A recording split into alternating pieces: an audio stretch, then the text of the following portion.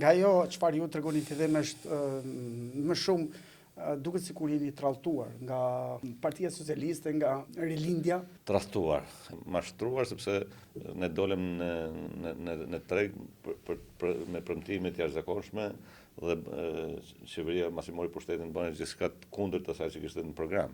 Mashtruar më shumë se tralltuar.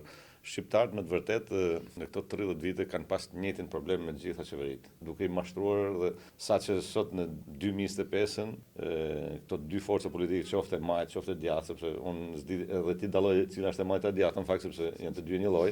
Këto dy forca politike janë në treg duke premtuar drita ujë e rrugë mas 33 viteve dhe kjo është gjë më e tmerrshme që ti vendi është ja bën në këto 33 vite, qoftë njëra qoftë tjetra. Unë kam përdorur ideal timin politik në këto viteve që bëj politik nga 2013. Patjetër që unë jam bashkuar Euroatlantikëve dhe patjetër ne kemi një program shumë ambicioz për qeverisjen e ardhshme. Por nëse s'do të ndodhi, unë do të jem kundërshtari numër 1 i Euroatlantikëve, nëse s'do të ndodhi sepse unë personalisht paktën bëj politik për të mirën e këtij vendi, për të mirën e qytetit tim, jo për një karrige me 4 kam dhe për një post për një subjekt politik. Pra, ideali im është totalisht qyteti im, qarku im dhe Shqipëria patjetër